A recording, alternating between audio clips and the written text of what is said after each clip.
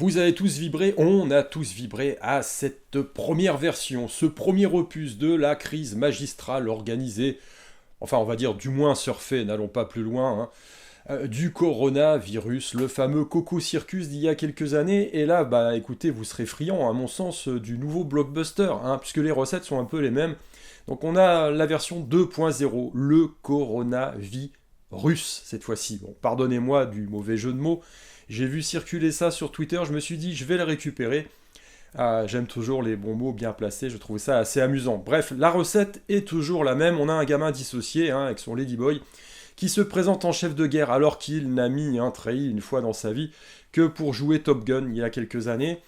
Et il vient avec son air grave vous dire, bien évidemment, que nous sommes en guerre. Voilà, le monde arrive à sa fin, le monde arrive à son terme, si les forces du bien ne s'élèvent pas, évidemment, contre l'affreux dictateur. Et puis, le danger est imminent. Il y a nécessité, évidemment, de s'unir. Et c'est toujours selon cette bonne formule du, je cite, entre guillemets, en même temps. Alors, on est en guerre, mais pas tout à fait, parce que ça ressemble pas à une vraie guerre, enfin du moins celle que j'ai vue moi dans les films, celle que mes grands-parents m'ont racontée, et puis celle que l'on nous enseigne dans les livres d'histoire. Non, là on est en guerre, mais bon, c'est pas encore tout à fait ça, c'est déjà une guerre psychologique, ou une guerre où il faut se préparer bien évidemment, où il faut se mobiliser. Alors là c'est pareil, parce qu'il faut une mobilisation générale, mais c'est pas encore tout à fait la mobilisation où on envoie les mecs, et où on les met sur le terrain avec un FAMAS en leur disant voilà, l'ennemi est en face, prends ton verre de gnôle ou ton rail de coke ou d'amphétamine pour t'aider à faire passer la pilule et puis lance-toi à l'assaut de l'ennemi. Non, on n'en est pas encore là. La mobilisation qui est demandée, c'est peut-être celle qui était proposée il y a quelques années, puisque bon, les sanctions mises en place par les gouvernements de l'Ouest faisait que on n'avait plus trop d'énergie. Alors bon, c'est pas grave, quand vous prenez votre douche, vous prendrez une douche froide, et puis là, vous leverez les yeux au ciel avec votre petit poing serré, et vous direz, Poutine, je m'en fous, je prends une douche froide, mais ça m'importe peu, puisque je lutte, et je lutte, et je lutterai jusqu'au bout contre l'adversité, contre la tyrannie. Bref, on en est là, on est dans un monde un peu bizarre, on va dire, et donc les gens qui sont encore un petit peu équilibrés, qui ont deux neurones alignés, doivent observer cet hôpital psychiatrique géant à ciel ouvert, déverser son flot de conneries habituelles. Alors je vous propose, moi, une vision alternative dans ce podcast, parce qu'il y a un moment donné, il faut quand même un petit peu remettre les choses en place. Alors on pourrait remonter très loin sur l'origine de ce conflit. De toute façon, depuis quelques années, quelques même dizaines d'années, il y avait quand même deux points chauds géopolitiques qui étaient importants, source d'enjeux majeurs. Il y avait l'Ukraine et Taïwan. Alors on a vu que ces derniers temps, Taïwan aussi, sous l'administration Biden, posait problème. Donc voilà, on sait très bien, l'objectif c'est pas d'apporter la démocratie quelque part, c'est d'instrumentaliser la crise pour différentes raisons. Quand il y a des matières premières, on est bien prompt à envahir un pays et à envoyer des militaires pour maintenir soi-disant la paix. Quand il n'y a rien à prendre, les gens peuvent crever tranquille. Alors là, l'Ukraine, c'est quand même autre chose, parce que, évidemment, ça cristallise beaucoup d'éléments importants. On a vu quand même une expansion de l'OTAN depuis, on va dire, les années 90 et la chute du bloc soviétique, parce que l'idée, c'est toujours la même, c'est qu'il faut toujours un ennemi qui permet de façon bien commode de polariser les troupes et puis de mobiliser les bonnes volontés. Donc le russe est toujours l'ennemi tout désigné, puisque malgré l'effondrement du bloc soviétique, on en est toujours là. Alors il faut dire que derrière aussi, il y a quand même un pays qui regorge de matières premières, de richesses naturelles dont on aurait bien besoin. Bref, ceci étant dit, dans cette vision alternative, je vais vous proposer juste un petit graphique, là, voilà, qui est assez représentatif de l'hypocrisie ambiante dans laquelle on baigne, puisque, évidemment, le grand méchant russe, parce que Poutine est fou, a envahi l'Ukraine, on ne sait pas bien pourquoi, en 2022, alors que tout allait bien, et donc il y a fallu, on ne pouvait pas faire autrement que de réagir, Donc il a fallu mettre en place des sanctions, voilà, parce que l'idée c'était selon notre Mozart de la finance numéro 2, mettre l'économie russe à genoux, donc il fallait mettre en place des sanctions. Et bien évidemment, en zone européenne, nous, on n'a pas besoin de pétrole, ni de gaz, et surtout bon marché, puisque l'on a des idées. Hein. C'est connu, c'est bien connu. Donc on pouvait s'asseoir effectivement sur Nord Stream 2, hein, quand ça a sauté, personne n'a rien dit. Et puis, eh bien, il a fallu mettre en place des sanctions. Voilà. Alors, si vous regardez ce graphique, parce que du coup, il était impossible, hein, de faire du business avec des monstres, hein, avec des monstres absolus. Eh bien, les chiffres nous racontent une toute autre histoire. Voilà, parce que évidemment, on a quand même besoin de pétrole, on a quand même besoin de gaz. Alors, on en a acheté aux Américains 4 à 5 fois plus cher, bien évidemment, parce qu'ils sont toujours prêts à rendre service, mais bon, il y a quand même une petite contrepartie sonnante et trébuchante, hein, en dollars, en bons dollars. Mais malgré tout, on en a quand même acheté, eh bien, aux affres russes. Ah oui, et ça, on se garde bien de vous le dire. Alors, ça passait une partie par l'Inde, hein, bah oui, évidemment, puisque les Russes vendent à l'Inde et l'Inde nous revend plus cher. Voilà, on est vraiment gouverné justement par des Mozarts de la finance. Hein, ça, il n'y a rien à dire. Dans un temps, dans une époque d'inversion de valeur, voilà, c'est parfait. Mais on en a acheté aussi directement aux Russes. Voilà, comme vous le voyez sur ce graphique, c'est assez manifeste. Donc ça a continué à affluer en zone européenne, parce que, mes amis, il faut quand même bien, on peut raconter un tas de conneries, hein, on peut effectivement se baigner dans de la propagande sirupeuse, moderne, qui tient pas la route, et dans le wokisme, mais il y a quand même le principe de réalité. Et le principe de réalité, c'est que l'économie, c'est de l'énergie transformée. Donc quand il n'y a pas d'énergie, eh ben il y a Walou. Donc on a quand même besoin d'énergie. Donc voilà, donc on est quand même dans un environnement hypocrite au possible.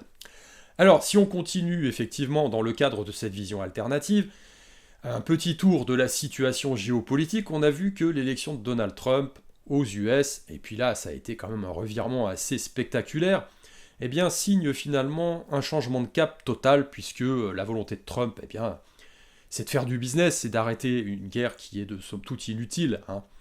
Alors, le chemin qu'il va emprunter d'un point de vue économique, ça le regarde, c'est sûr qu'il va y avoir beaucoup de secousses, que ce soit aux US ou que ce soit en zone européenne, voire dans le monde, mais quelque part, c'est peut-être un peu moins idiot que de vouloir mettre le monde à feu et à sang pour masquer une gestion catastrophique de la zone, hein, et puis espérer pouvoir récupérer des actifs russes, hein, notamment, je pense aux matières premières, qui permettraient un peu de combler le déficit. Donc non, on va mettre en place effectivement des tarifs douaniers, on va mettre en place une politique qui va permettre de rapatrier des forces vivres et des capitaux en zone américaine, et puis le reste, eh bien ils se démerderont. Donc voilà, ça c'est un peu la stratégie qui est mise en place, mais ça entraîne des conséquences. On a vu que quelque part l'Europe est isolée. Voilà, l'Europe maintenant est isolée. Parce que, a priori, Trump, lui, ne voudra pas rentrer dans une guerre. Voilà, c'est stratégique.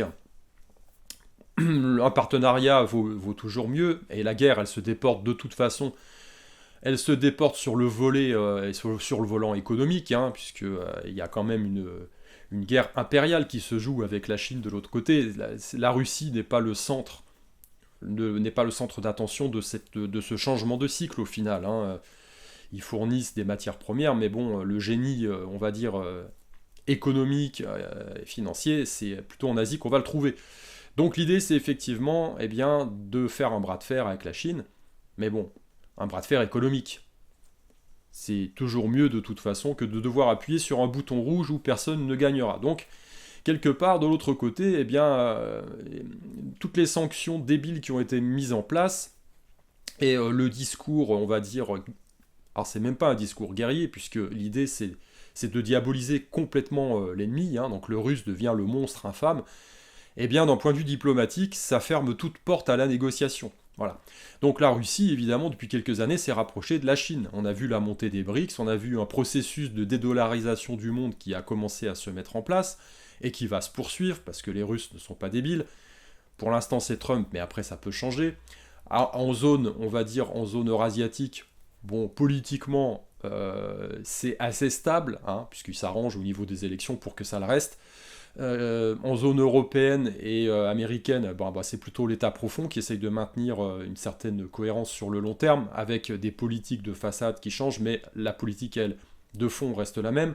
Bref, on a vu quand même une sorte d'inflexion avec Trump, ce qui fait que bien l'Europe se retrouve quand même vachement isolée. Alors du coup, là, oui, il faut mettre en place des choses, hein. Il faut se dire, si on appuie les Américains, il va peut-être falloir se réarmer, machin, etc. Et oui, le problème, c'est que ça se fait pas d'un claquement de doigts. On y reviendra tout à l'heure. Là, on fait quand même un point de situation économique et financière, parce que là, on touche vraiment les véritables raisons de la volonté de nos, entre guillemets, élites, de nos dirigeants européens, de conserver ce point chaud géopolitique qui est manifestement l'Ukraine. Hein. Donc en fait, de continuer la guerre. Ils y ont tout intérêt, à chaque fois, comme on l'a vu dans l'histoire. Pourquoi ? Parce que la situation est catastrophique, et c'est pas le résultat, on va dire, des quelques dernières années. Ça n'a fait qu'amplifier une situation qui a été mise en place, et une lente descente, on va dire, une lente descente qui est liée à la finance, tout simplement, qui est liée à l'argent dette, et on arrive en fin de cycle, et ce qui est prévu, ce qui était prévu, ce qui est prévisible, là je parle de cycle long terme, est en train de se dérouler. Et donc on a vu une accélération depuis quelques années, qui est due évidemment à des politiques, hein, et des réponses à des crises qui sont catastrophiques. Alors c'est facile, il suffit de voir le niveau d'endettement des pays pour comprendre que on est à la cave et que ça ne va pas s'améliorer. Quand on est en France à 130% d'endettement, qu'on a des 60% du PIB qui est dépendant de l'État, donc ça veut dire les fonctionnaires à payer.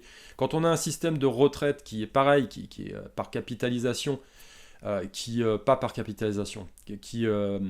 repose sur la croissance démographique, qui repose sur l'économie et la redistribution, c'est la cata. Donc rassurez-vous, on est à beaucoup plus que 130%. Quand on regarde la gestion qui est calamiteuse, alors c'est lié à des politiques, la politique climat par exemple, hein, qui a été mise en place avec la volonté de lutter entre guillemets contre le carbone, contre toutes ces conneries. Alors ça a eu des conséquences directes sur l'industrie, avec le tout électrique, avec le passage, on va dire, d'une énergie à une énergie verte, hein, avec les éoliennes, le solaire, etc. Bien sûr que ça va remplacer le pétrole et le gaz. On se fout du monde. Mais en attendant, voilà. Les usines, elles ne tournent pas avec des produits magiques. Hein. Donc il leur faut du gaz, il leur faut du pétrole. On a vu ces dernières années les problèmes en Allemagne liés à l'électrique. Hein. Les centrales à charbon tournent à plein régime. Si vous aviez des problèmes cet hiver pour respirer, rassurez-vous que les petites particules fines qui viennent, elles ne viennent pas de Russie, celles-ci. Hein. Donc voilà, on a eu la gestion, parce qu'ils ont voulu faire mumuse avec le Coco Circus, oui, mais bon, c'est plus de 1000 milliards de dettes supplémentaires en zone française qui ont été rajoutées. Les sanctions débiles qui ont été mises en place n'ont fait que rajouter au problème. Donc on a une économie en elle-même qui est aussi très très mal en point. Pourquoi ? Parce qu'on est dans des zones qui sont hyper fiscalisées, et que la seule réponse au problème est toujours la même. Vous crachez déjà 70% d'impôts en France, on demande encore des efforts aux gens, bien évidemment, donc vous allez payer encore. Il est hors de question de faire des économies. De toute façon, on ne parle pas d'économie, puisque on parle de réarmement, on parle de package pour continuer la guerre, et là, du pognon, il y en a. Voilà, alors, il n'y en a pas pour les retraites, il n'y en a pas pour les agriculteurs, il n'y a pas. Désolé. Mais par contre, pour la guerre, il y a. Donc ça, la guerre, il y a. Drôle. Non, pour la guerre, il y a du fric. Voilà. Donc on se fout de votre gueule. Voilà, c'est la planche à billets qui tourne, comme d'hab, à plein régime. Et les conséquences, on les connaît. Et on voit. Alors après, il y a la politique migratoire aussi qui crée des problèmes. Hein, le gap entre les riches et les pauvres. Tout ça se mélange. Tout ça contribue effectivement à créer un environnement puissamment explosif. Et qu'est-ce qu'il y a de mieux pour lutter contre ça ? C'est toujours le même système. Une bonne guerre. Voilà, on est en fin de cycle. Une bonne guerre. Alors, comme je l'avais précisé dans l'Apocalypse 2030, par rapport aux différents scénarios envisageable à la sortie de crise du Coco Circus, il y avait mon scénario favori qui était celui de présenter au peuple, au bétail, une crise en leur faisant croire que c'est une crise majeure qui réclame effectivement des mesures, on va dire, d'exception, hein, comme pendant le Coco Circus, on est en guerre, il faut vous baiser vos libertés fondamentales, gna gna gna. Voilà, tout ça pour pouvoir mettre un putain de couvercle, et puis pour pouvoir masquer eh bien, la gestion calamiteuse de fin de cycle. Alors comme je le dis, c'est pas exclusivement lié, par exemple, à Macron, Merkel, etc. C'est la conséquence, finalement, et ça s'est mis en place, on va dire, depuis la fin de la Seconde Guerre mondiale. On arrive à la fin de ce cycle, donc plus de 80 ans, voilà. Et évidemment, comme toujours, puisque les événements s'entraînent, hein, c'est un cercle soit vertueux, et là, dans le cas de figure, c'est pas du tout vertueux, c'est le contraire. Donc ça s'accélère, tout simplement. Voilà, ça s'accélère et ça s'est accéléré, bien évidemment, avec les derniers présidents en zone, notamment européenne de l'Ouest. Voilà, donc on en est là aujourd'hui. Alors, on vous présente la crise comme quelque chose comme le danger absolu, etc. Et donc ça sera effectivement l'occasion de passer tout un tas de mesures impopulaires qui n'auraient pas pu passer, par ailleurs, dans un environnement plus calme, comme d'habitude. Donc effectivement, déclarer une guerre, ou l'entretenir, ou l'alimenter, eh bien, et en faisant croire évidemment que ça peut déraper, c'est très très grave, etc., eh bien, on peut passer un tas de trucs, hein, voilà. Et là, aujourd'hui, à l'heure d'aujourd'hui, eh bien, les discours sont sur le devant de la scène, sont toujours les mêmes. Je vous rappelle quand même que les mesures, on va dire, légales ont été prises depuis quelques années pour faire main basse sur l'épargne des Européens. Hein, c'est facile, puisqu'il faudra réorienter, il y aura effort de guerre à fournir, donc on a besoin de fric, parce qu'on ira vous le chercher, hein, c'est clair. Puis peut-être qu'après on ira chercher vos fils et vos filles, puisqu'on est quand même dans un monde aujourd'hui d'égalité, donc il n'y a pas de raison qu'il y ait que les garçons qui aillent se faire casser la pipe sur un territoire qui ne les concerne pas, donc on enverra les filles aussi. Voilà, alors comme je l'ai dit, pour moi c'est une guerre de basse intensité. Alors attention, entendons-nous bien, une guerre de basse intensité, ça représente quand même, là, actuellement, à peu près 1000 km de front, des gens qui meurent, je crois que l'espérance de vie d'un Ukrainien sur le front, c'est quelques minutes. Bon, de toute façon, il y a des Russes qui meurent aussi, hein, c'est une horreur, il y a plusieurs milliers de jeunes gens qui sont décédés depuis 3 ans, c'est juste une horreur, et on voudrait continuer, bref. La guerre elle-même évolue, on a l'utilisation des drones, enfin, c'est de toute façon un hachoir à viande, c'est une horreur absolue. Mais ça reste pour moi, entre guillemets, une guerre de basse intensité. Pourquoi ? Puisqu'on ne peut parler que de guerre de basse intensité à partir du moment où on fait mumuse avec des hommes, du matériel qui se détruit, etc. Lorsque l'on considère que l'on a affaire à 2 puissances ou 2 blocs qui disposent de la force nucléaire. Il suffit d'appuyer sur un bouton et on n'en parle plus, c'est terminé. Donc on a quand même toujours cette menace. N'oubliez pas que lorsque l'on commence un conflit, même si on veut un petit peu le garder sous le coude et sous contrôle, hein, on a cette illusion de vouloir garder les choses sous contrôle, parce que voilà, on a des vues qui sont différentes, il y a toujours la possibilité d'un dérapage, y compris nucléaire. Voilà, donc quand on a affaire à 2 nations qui disposent d'une telle force de frappe, le fait d'envoyer des hommes, des chars, des machins, etc., ça reste pour moi une guerre de basse intensité qui peut gravement déraper à un moment donné sur quelque chose de beaucoup plus dramatique. Même si, a priori, nos dirigeants européens n'y croient pas beaucoup. Mais bon, on a affaire à des types qui, de toute façon, n'ont jamais connu aucune violence physique. La moindre secousse leur ferait faire des proutes dans leurs caleçons de soie. Et ils viennent évidemment sur des plateaux télé vous abreuver de discours guerriers, etc. Moi j'aimerais bien les mettre sur un ring, juste pour qu'ils puissent, on va dire, se rendre compte effectivement de ce que c'est que de prendre des coups, de ce que c'est que de souffrir physiquement quand on est impliqué directement. Voilà. Alors pour moi c'est assez intéressant, parce que quand on changera de cycle, je pense qu'il faudrait revenir à des valeurs traditionnelles et avoir effectivement des dirigeants qui d'une part aient des enfants, parce que ça signifie quand même beaucoup de choses. Quand on a des enfants, eh bien, on a quand même une vision un peu du futur qui est orientée sur le prolongement, on va dire, de la race, hein. On a envie effectivement que ça continue, on veut le meilleur pour ses enfants, donc quand on a affaire à des gens comme ça qui n'ont pas de racines, qui n'ont pas... Bon, je parle même pas de la dissociation liée au vécu personnel, ça serait encore une autre thématique, mais voilà. Après, la jeunesse, effectivement, on n'est pas garanti de quoi que ce soit, hein, puisqu'on a affaire à des gens qui sont de toute façon complètement conformes.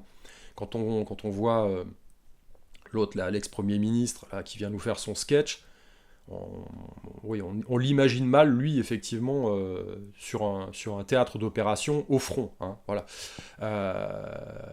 Bref.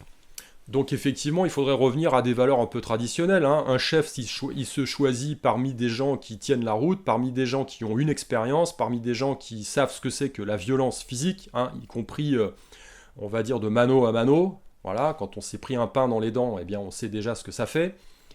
Et puis, à certaines parties de l'histoire, on avait des gens qui sortaient le sabre au clair et qui étaient devant la troupe pour mener leurs hommes au combat, hein. Aujourd'hui, on a affaire à des planqués qui n'ont aucune conscience de ce que la véritable violence peut être. Bref. Donc, j'en reviens à ce que je disais. L'idée, c'est effectivement de vous faire croire qu'il y a une crise terrible et qui permettra, encore une fois derrière, de faire passer tout un tas de mesures, comme on l'a vu pendant le Coco Circus, mesures liberticides, main basse sur l'épargne. On peut évidemment même, pourquoi pas, envisager d'un point de vue législatif le fait de passer un petit article, hein, comme l'article 16, je crois, en France, qui permet, eh bien, comme l'a fait le G.I. Joe ukrainien, de supprimer les élections. Hein, voilà, bah oui, on est en période de guerre, donc il ne faut pas changer le dirigeant. Hein. Donc voilà, donc comme ça, vous restez, on peut considérer une guerre qui se prolonge pendant 20 ans, hein, et puis comme ça, vous restez au pouvoir à vie, hein, puisque voilà, il faut rester aux manettes pour pouvoir sauver le peuple qu'on aime tant. Hein. Bref, donc la guerre, eh bien, c'est la porte de sortie. La guerre, pour simplifier, c'est la porte de sortie d'une gestion calamiteuse qui arrive en fin de cycle long terme de l'argent-dette, tout simplement, voilà, lié à l'usure. On en est là. Il faut quand même se rappeler que ce qui a mis fin à la Grande Dépression, c'est pas le New Deal à l'époque, dans les années 30. C'est la guerre, tout simplement. Donc nos élites européennes y voient effectivement l'occasion, eh bien, de fédérer les troupes sur un ennemi extérieur, de pouvoir mettre effectivement un peu plus la carotte aux populations locales, parce que de toute façon, les réformes, il n'y en aura pas. Hein. Ça supposerait de gérer correctement un budget et puis d'arrêter de dépenser dans tout et n'importe quoi. Donc c'est quand même pas possible. Le problème, c'est qu'il y aura quand même forcément un retour du réel, hein, comme on l'a vu à Los Angeles avec les incendies. Mettre du pognon dans la diversité et puis la valorisation d'un tas de conneries LGBT, c'est très bien.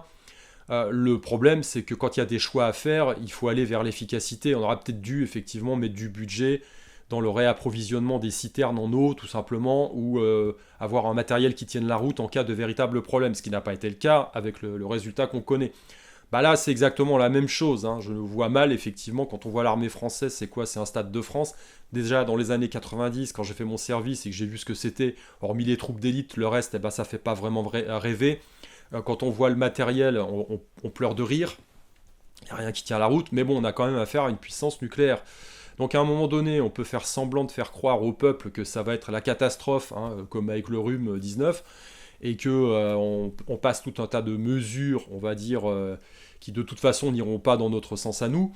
Derrière, il y a quand même la menace d'un débordement qui fait que, eh bien, on arrive à quelque chose de beaucoup plus sérieux. Et là aussi, quelque part, on ne tiendra pas la route. Hein, on n'a pas les capacités et les forces de frappe d'une puissance comme la Russie qui, pour le coup, est alliée à la Chine. Hein. On a vu qu'il y a eu un rapprochement quand même entre la Russie et la Chine. Pourquoi? Parce que la Chine n'est pas débile. Ils savent très bien que l'OTAN, qui a besoin effectivement de l'Ukraine pour continuer à vivre, hein, puisqu'on a un ennemi, donc l'OTAN a sa raison d'être, eh bien, une fois qu'ils se seront occupés de la Russie pendant que la Chine aura attendu son tour, eh bien on s'occupera de la Chine derrière. Ces gens sont des débiles profonds.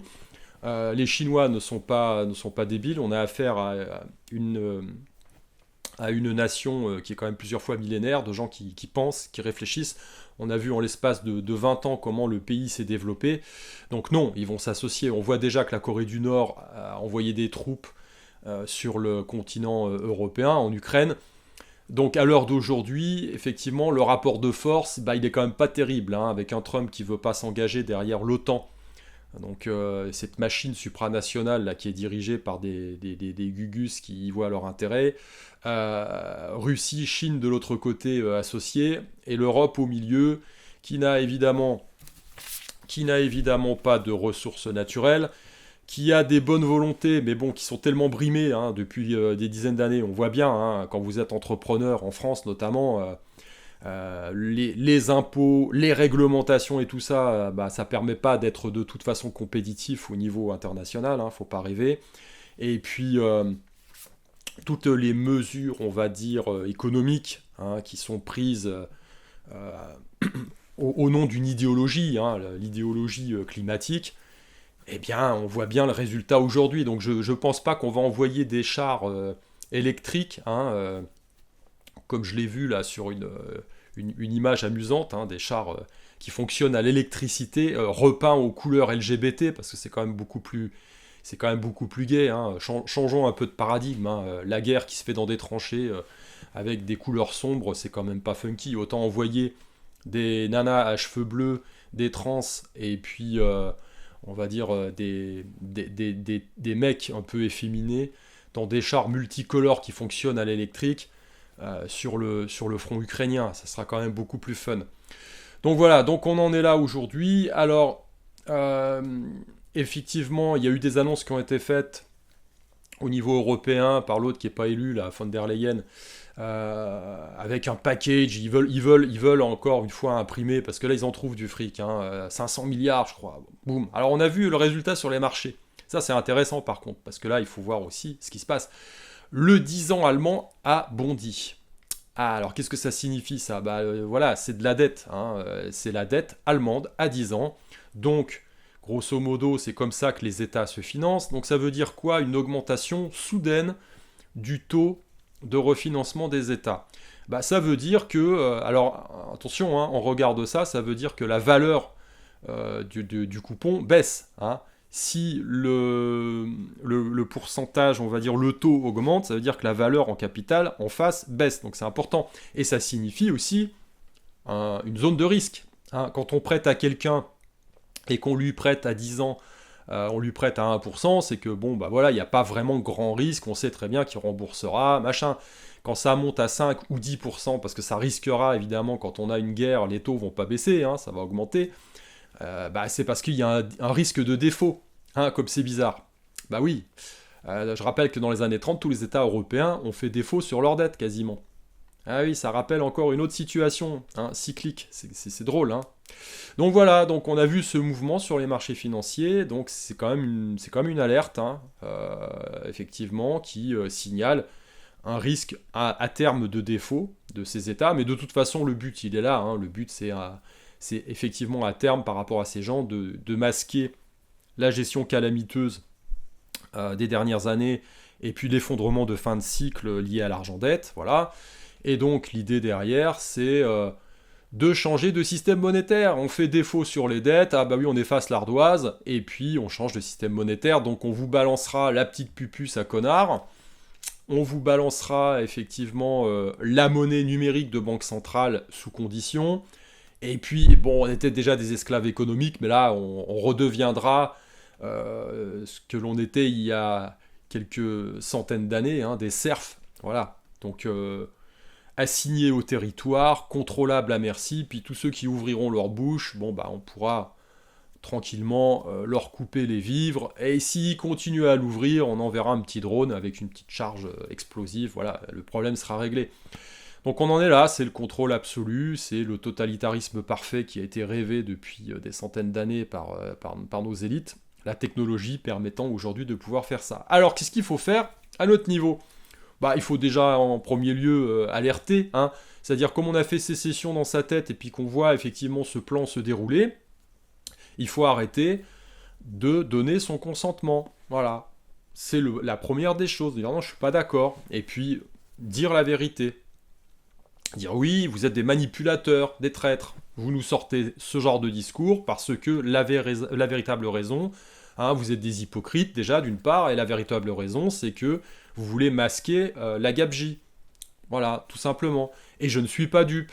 Et non, j'irai pas me battre contre quelqu'un que j'estime ne pas être un ennemi direct. Voilà. Parce que mon problème, il est à l'intérieur. Mes ennemis, pour moi, sont à l'intérieur. Mes ennemis, c'est ceux qui veulent me faire injecter une saloperie. C'est ceux qui me baisent mes libertés individuelles fondamentales. Qui ont une légitimité liée à la loi, mais qui sont complètement illégitimes d'un point de vue naturel. Voilà. Ceux qui me parlent de démocratie à longueur de journée, mais qui ont des comportements antidémocratiques, tout simplement. Donc c'est la première des choses. Donc oui, effectivement, là je suis d'accord, il faut se mobiliser. Hein. C'est la mobilisation générale, il y a urgence, il faut se mobiliser, voilà, il faut arrêter. Il faut leur dire non, c'est bon, vos trucs, on a bien compris, moi je marche pas. Hein. On a une époque, moi mon grand-père, quand il s'est engagé, pendant la Seconde Guerre mondiale, hein, il a devancé l'appel, hein. Il s'est engagé en 1939, voilà, il est parti, il a menti sur son âge même, hein. Quelques mois il pouvait pas partir, il y est allé. Voilà, aujourd'hui on est quoi? On est dans une époque où les mecs prétendent qu'ils sont des femmes pour pouvoir gagner des compétitions sportives. Il faut qu'on arrête de me faire rigoler, on a des types qui viennent se présenter sur des plateaux télé, comme l'autre G.I. Joe, là, ukrainien, avec leur petite tenue militaire, ou l'autre qui s'amusait à jouer Top Gun. C'est des gars qui n'ont jamais fait leur service militaire, qui n'ont rien de chef, qui physiquement n'ont jamais rien prouvé. Et vous allez suivre ces gens-là. Non mais soyons sérieux, 2 minutes 12. Hein.